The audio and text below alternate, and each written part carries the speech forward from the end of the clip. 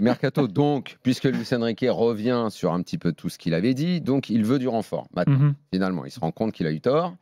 Et donc, effectivement, et notamment probablement sur un dossier qu'il n'a pas voulu au mois d'août, sur un joueur qui évolue maintenant en Turquie, mais qui coûte moins cher que ce qu'il coûtait cet été, donc Victor Osimhen, qui a une clause. Ça dans le vestiaire, ça va être facile à gérer. Ça, Victor Osimhen, cher ami, ça va être sympa. Écoute, moi. Oui, tu l'as pour l'instant, je vous dis, puis après, on verra. Je ne sais pas si ça va être facile à gérer ou pas. Moi, je note les choses. Après, ça repose en moi et puis j'essaie d'en parler. Voilà. Pour l'instant, je n'ai pas encore fait reposer ça dans ma tête. Donc, il est à un prix beaucoup moins élevé. Puisque alors, l'été dernier, De Laurentiis, il demandait 220 pour Osimhen et Kvaratskhelia. Kvaratskhelia Oui, pardon. Kvaratskhelia, pardon. T'inquiète. Kvaratskhelia. Et pour le duo. Il voulait 220 pour les deux. Ah, il veut un packaging. Mais maintenant, c'est fini, le packaging. C'est la voiture et le coffre de toit avec. toujours proprio, parce qu'il est en prêt, en fait. Et visiblement, il pourrait y avoir ouverture. C'est pas fait. Ça discute de façon assez sérieuse, en tout cas, puisque Kolo Muani va partir. Il y a une place devant. Donc Osimhen pourrait arriver cet hiver à Paris.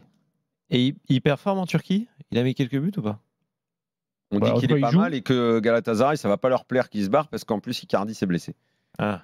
Voilà. Et il y aura probablement deux autres dossiers. 2 autres joueurs qui pourraient arriver. Mais là, on est d'accord que si il recrute Osimhen, tu as plutôt intérêt à le faire jouer en neuf. Enfin là, va pas falloir inventer des trucs parce que là, en termes de coaching, c'est pour ça que je te dis que ça va être compliqué à gérer. Est-ce que Luis Enrique voudra son vrai neuf ? Il a joué. Il a marqué 9 buts depuis le début de la saison. Non, mais Luis Enrique, de tout ce qu'on dit là depuis le début, c'est que c'est un dogmatique. Mais comme tous les dogmatiques, quand il ne gagne pas les matchs, il est capable de revoir sa copie. Il avait cru qu'il allait s'en tirer comme ça en ne recrutant pas cet été. C'est pour ça que quand on me disait ils veulent rien faire, ils veulent pas recruter.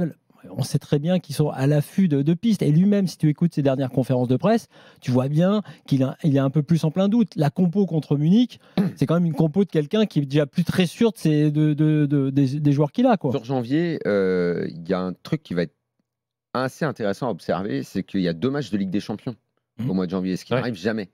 Ce qui fait que les listes envoyées à l'UEFA ne peuvent pas être modifiées. Exact. Donc, si tu prends des mecs, ils ne peuvent pas jouer. Imagine que les 2 matchs deviennent méga importants pour le PSG. Et il y a des chances qu'ils soient très importants. Ouais. Les recrues, si ça se conclut avec Osimhen et le club vise également 2 joueurs qui sont en première ligue. C'est des mecs, tu peux pas les utiliser, quoi. Ça veut dire qu'on est peut-être sur un mercato qui pourrait durer, et ça va être pour un peu tous les clubs pareil, qui pourrait s'ouvrir le 29 janvier jusqu'au 31. Quoi. Alors je fais aussi des déductions. Parce que le dernier match, il doit être le 28 ou le 29. Si Osimhen vient en janvier, c'est un aveu que le mercato précédent a été raté au final, alors que Luis Enrique n'arrête pas de dire qu'il est super. Ça peut également être une preuve d'intelligence bien de se rendre sûr. compte que tu t'es trompé. Est-ce que vous pensez, vraiment, moi c'est ça qui me surprend, c'est que quand on a décrit ce projet de manière un peu caricaturale, y compris par ceux qui l'ont eux-mêmes initié, est-ce que tu imagines un seul instant que ça voulait dire non, il n'y aura plus de recrues et plus de recrues chères, même si certains ont pu le décrire comme ça. Ça voulait dire aussi c'est le premier étage de la fusée.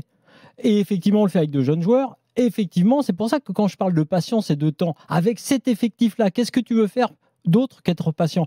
Maintenant, si effectivement c'était de dire non, on ne recrutera pas, on prendra personne et pas de neuf, là oui, si c'est le cas, c'est débile. Mais à mon avis, Luis Enrique, il est comme les autres. Il se rend bien compte. Regarde ce qu'il a dit l'autre jour. Il a dit, vous m'aviez dit qu'avec Ramos, ça marcherait. Il a pris les journalistes à témoin. Vous voyez bien, en gros, j'ai mis Ramos, j'ai mis un vrai neuf et on marque pas. Il a arrivé à dire ça. Il a fait combien de matchs? Non, mais justement, c'était pour dire qu'en gros, moi, je crois que lui-même est conscient des limites de son effectif. Il a pu dire à ses dirigeants, ce qui était une connerie, c'est suffisant, c'est pas la peine à chercher Osimhen. Il y a juste un point sur Osimhen qui m'étonne un peu, c'est que si Luis Enrique n'a pas donné son aval cet été, c'est aussi pour des raisons extra-football concernant Osimhen. Ouais. C'est-à-dire sur le côté sérieux du mec. Donc, je ne sais pas si ça a évolué, si le mec, s'ils ne sont pas de bonnes infos. Il y avait ça dans le dossier. Dans un instant.